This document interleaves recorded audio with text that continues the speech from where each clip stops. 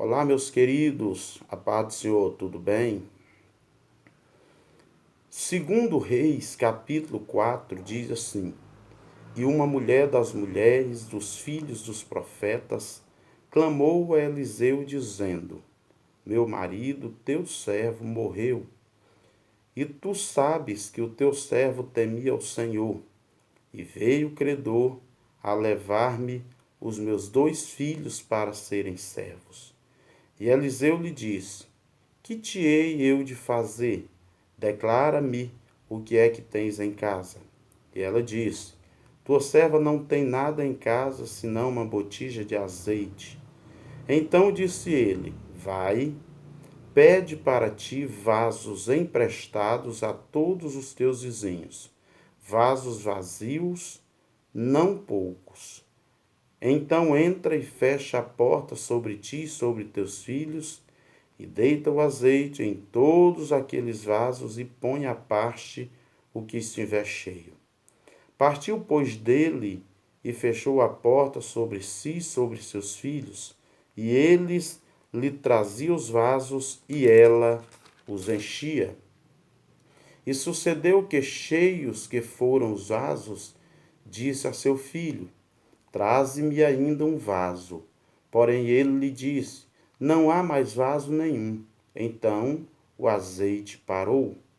Então veio ela e o fez saber ao homem de Deus. E disse ele: Vai, vende o azeite, paga a tua dívida, e tu e teus filhos vivei do que sobrou. Glória a Jesus. Que texto poderoso, que texto maravilhoso para a nossa meditação.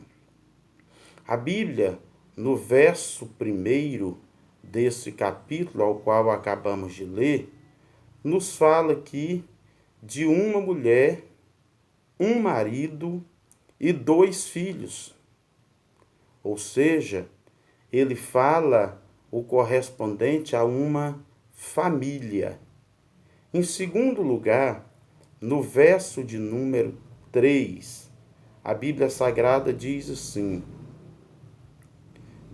Então disse ele: Vai e pede para ti vasos emprestados a todos os teus vizinhos, vasos vazios e não pouco. É lógico, teve uma guerra de repercussão internacional.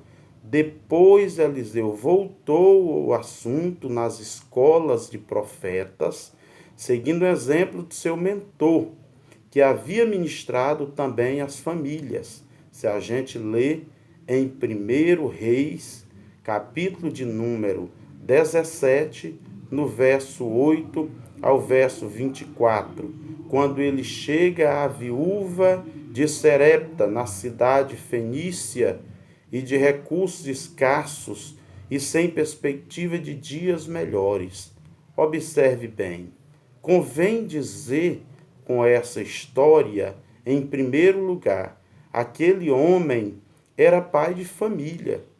Essa mulher, quando vai se referir ao seu marido, ela é muito clara, ela é muito categórica, ela é muito precisa. Ela diz: meu marido, ou seja, homem de uma só mulher, um homem monogâmico, um homem responsável. Ela sabia muito bem com quem ela convivia. Ele era o provedor da casa.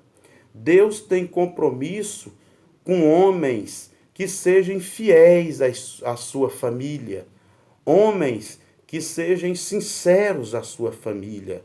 O desejo de Deus ainda é abençoar aqueles que agem na sinceridade, aqueles que ainda levantam a bandeira da monogamia, aqueles que ainda são marido de uma só mulher e sabem que o que passa disso é procedência maligna.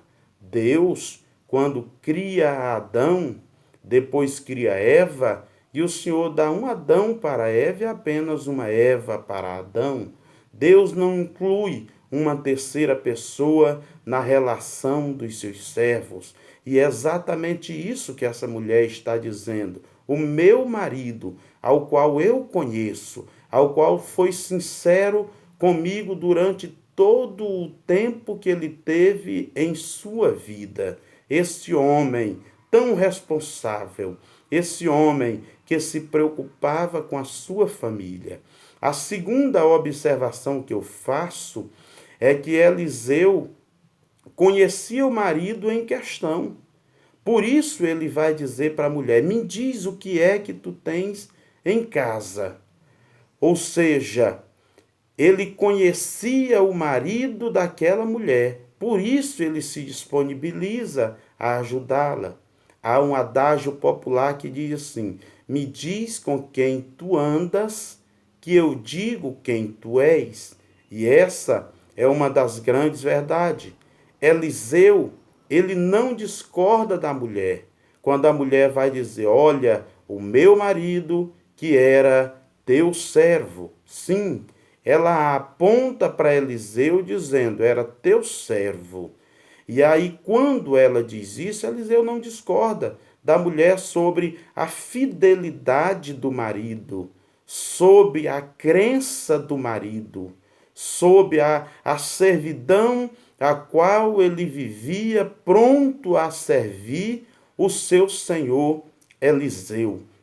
Eliseu não discorda em nenhum momento da atitude ou das palavras daquela mulher. Ele sabia que aquele homem não era um vagabundo que morreu porque nem ele e nem suas atitudes eram boas. Ele sabia que não era um mero cidadão na terra, não.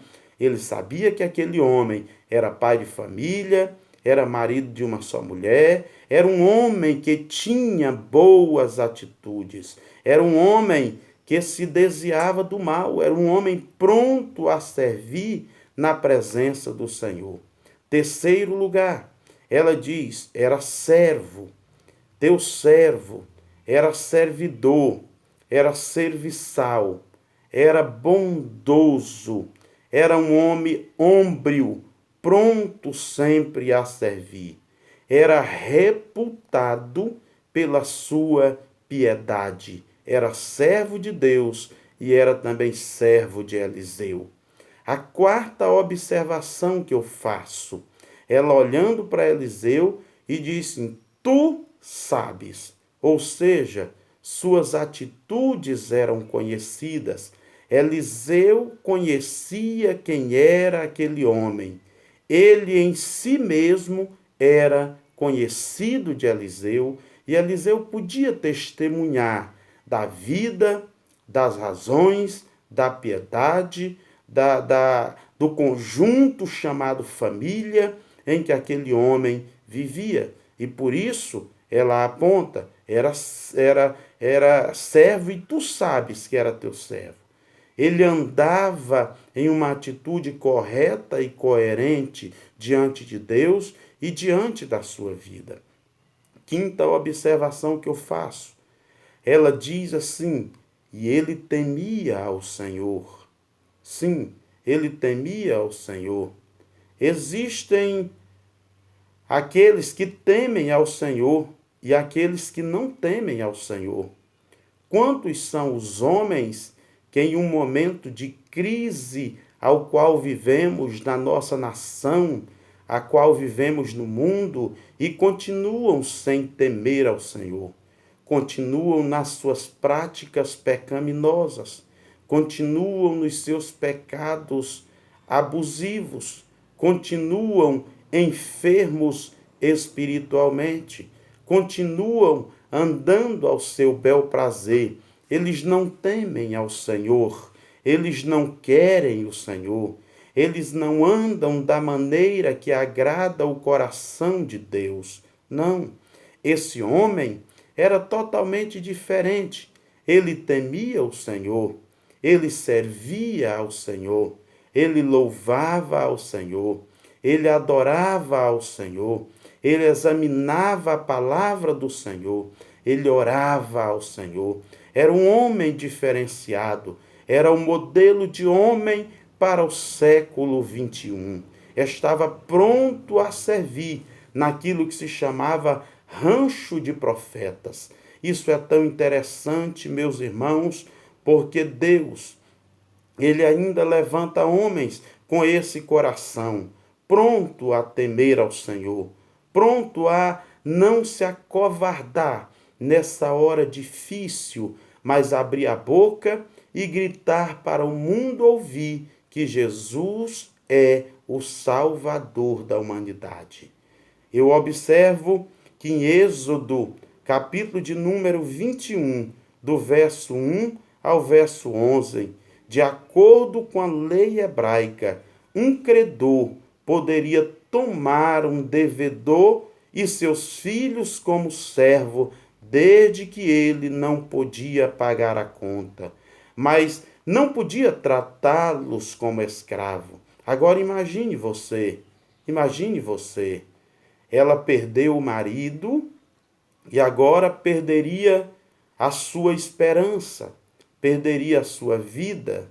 No hebraico, o nome filho é Ben, e esse sentido de Ben é exatamente a alegria do lar, é exatamente a esperança da família, a esperança dos pais, porque os filhos, pela lógica natural, têm muito mais tempo de vida do que os pais.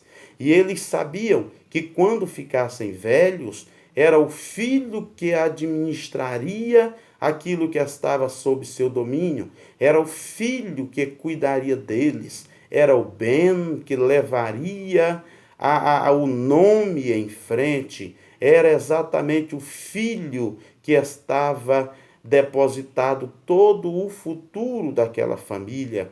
E não bastasse ela perder o marido, agora estava perdendo os seus filhos para a servidão, estava perdendo os seus filhos para os credores, a qual o marido, por algum momento, quem sabe, ele, e não, até digo assim, na verdade ele não sabia que a morte bateria tão rápido à sua porta e ele honraria cada um dos seus compromissos, porém a morte chega de surpresa e agora querem levar os filhos para serem escravos. Observe que muitos perderam o marido para a morte espiritual, para a falta de comunhão, para a falta de amor, para a falta de pudor. Muitos perderam seu marido para as mentiras, para o desamor, para a prostituição.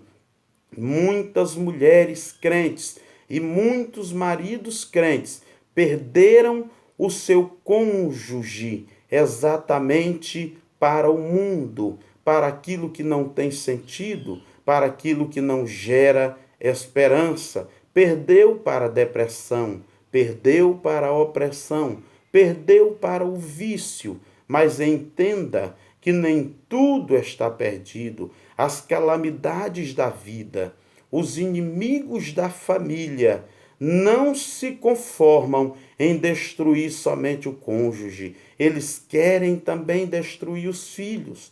Eles querem também escravizar os filhos. Eles querem também tomar o nosso futuro e querem levar como seus servos. O diabo nunca está satisfeito em destruir apenas uma parte da família. Ele está lutando corriqueiramente, diariamente, para destruir toda a família. Destruiu o marido e agora queria escravizar os filhos. Quantas mulheres crentes que perderam o seu marido e agora estão desesperadas porque estão perdendo os seus filhos, seja para as drogas, seja para o álcool, seja para a prostituição, seja para os jogos, seja para qualquer uma das mazelas que o inimigo tem apresentado à frente. Entenda uma verdade. O verso 2. O profeta, quando é confrontado, pergunta para ela se ela tem alguma coisa em casa, ou seja, alguma coisa deveria ser feita. alguma coisa deveria se fazer, mas o que fazer na hora que se perde o marido? O que fazer na hora que está para perder os filhos? Por onde começar? Por onde recomeçar? Com quem contar? São perguntas que não querem calar. Como resolver o problema? Tem gente fazendo tantas perguntas e não estão encontrando nenhuma resposta. As calamidades da vida que bateram em sua porta, a ruína da vida, as mazelas da vida que assombraram a tua família. E você faz tanta pergunta e não chega a um denominador, não encontra nenhuma resposta sequer.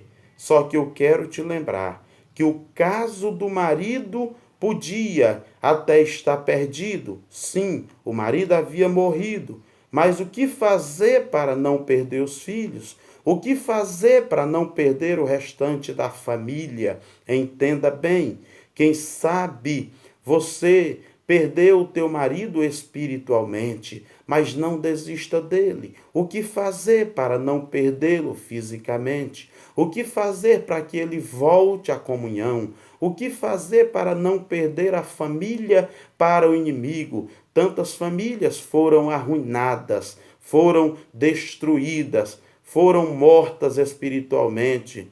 Porque o ladrão não vem somente para matar, roubar e destruir.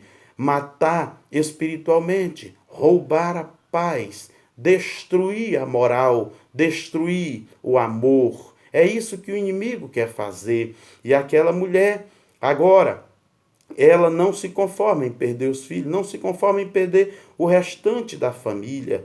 E ela diz para o homem de Deus: olha, eu não tenho nada em casa.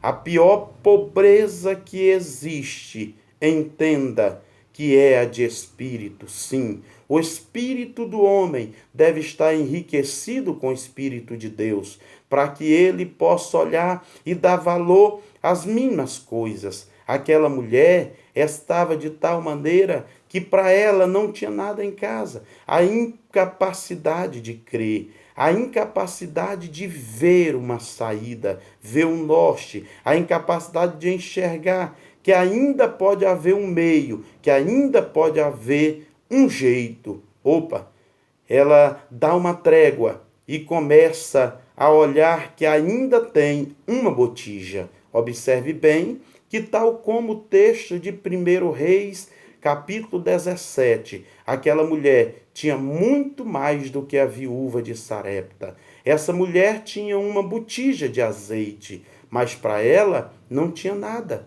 Aquela viúva de Sarepta, quando é confrontada pelo profeta Elias, ela diz da seguinte maneira: olha, a tua serva só tem um pouquinho de farinha e um pouquinho de azeite. Apenas um pouquinho que ela tinha. E mesmo assim, ela crê na palavra liberada pelo profeta. Em contrapartida, essa mulher não tinha um pouquinho. Ela tinha uma jarra inteira cheia de azeite. Deus, Ele quer que você encontre apenas um pouquinho. Se você tem um pouquinho de fé, é suficiente para que Deus faça um milagre. É suficiente para que Deus opere o extraordinário na sua vida. É suficiente para que Deus haja, para que Deus opere, para que Deus entre em ação por amor à sua vida. Azeite na Bíblia é símbolo da presença do Espírito Santo. Aquela mulher tinha uma botija cheia, aquela mulher era completamente cheia, mas infelizmente, na hora dos problemas, muitas pessoas não enxergam que são cheios do Espírito e olham apenas para o problema. Aquela mulher não tinha dinheiro, aquela mulher não tinha ouro, aquela mulher não tinha prata, aquela mulher não tinha arroz, não tinha feijão, aquela mulher não tinha trigo e não tinha cevada, aquela mulher não tinha nada disso, mas ela tinha uma botija de azeite, ela tinha a presença do Espírito Santo e era suficiente para que ela alcançasse o seu milagre. Ela tinha dívidas, mas também tinha a presença do Espírito Santo em casa. A perturbação não pode falar mais alto que a unção. A dívida, a inquietação, não pode falar mais alto do que a presença do Espírito Santo de Deus. Não, senhores, mas era uma botija somente, não era duas, era limitado. Ela podia dizer era pouco, porém o importante em meio às dificuldades, o importante nesses dias em que passamos dias trabalhosos é ainda ter a presença do Espírito Santo na nossa vida, porque o Espírito Santo é que vai nos ajudar. Ele é o trampolim para que a gente alcance o caminho de vitória, para que a gente chegue à presença de Deus contando e testemunhando das maravilhas do Senhor. Aquele pouco de azeite na botija, representando a presença do Espírito Santo, salvou a condição daquela mulher. E é a presença do Espírito Santo que vai salvar o teu casamento, que vai salvar os teus filhos, que vai salvar o teu marido, que vai salvar a tua condição tão difícil ao qual você tem vivido nos dias atuais. A presença do Espírito Santo gerou provisão espiritual. Ela viu a provisão de Deus na sua casa. Segundo, a provisão física. Ela era pobre, mas agora pagou toda a sua dívida, tudo que ela devia, e tinha o suficiente para viver com os seus filhos. Para viver com os seus filhos. Não sei quantos anos que ela viveria ainda, mas enquanto vida ela tivesse, ela teria como manter a casa, teria como sustentar a casa, teria como sustentar os filhos, porque o Deus do impossível faz o possível e provê o que ela precisava. Também ela vê a provisão psicológica, ela sofre o abalo de perder o marido e agora ela não podia sofrer o abalo de perder aqueles que saíram das suas entranhas. Quando ela paga a dívida, ela canta vitória. Quando ela paga a dívida, ela conta o milagre. Descanse no Senhor. A quarta provisão era exatamente a social. Os filhos seriam livres e não servos. Creia dessa maneira, creia nessa palavra. Duas perguntas que ficam para que a gente possa concluir essa breve palavra é: qual inimigo que quer destruir a tua família? Analise bem, observe bem. É o coronavírus? Qual é o outro inimigo? É inimigo financeiro? É inimigo espiritual? Qual é o inimigo que quer destruir a tua família? Que quer destruir o teu casamento? Raciocine bem e encontre a segunda resposta. Na segunda resposta, a solução para o teu problema. O que você tem em casa? Se você tiver a presença do Espírito Santo, você tem tudo o que precisa para vencer. Se você tem a presença do Espírito Santo, é o suficiente para que você consiga alcançar o teu milagre. Creia, Deus está à frente. Creia, o Senhor te dará vitória. Creia, você não morrerá na circunstância que você está passando, porque Deus é fiel e é Ele que garante a tua vitória. Amém? Tome posse do teu milagre, tome posse da tua bênção. Tua família não será escrava das dívidas, dos problemas, do pecado. A tua família não será perdida para o inimigo, porque Deus tem um plano extraordinário de salvação para tu e também a tua casa. Deus te guarde, Deus te abençoe e continue falando profundamente ao seu coração. Se você gostou dessa palavra, compartilhe com alguém. Encaminhe para alguém, envie para alguém. Abençoe uma pessoa com essa mensagem. Passe pelo nosso canal no YouTube e também se inscreva. Ative o sininho para que em outro momento que nós estivermos com outra palavra disponível, você possa recebê-la na sua casa e também ser abençoado pela palavra de Deus. Amém? Deus te abençoe em nome de Jesus.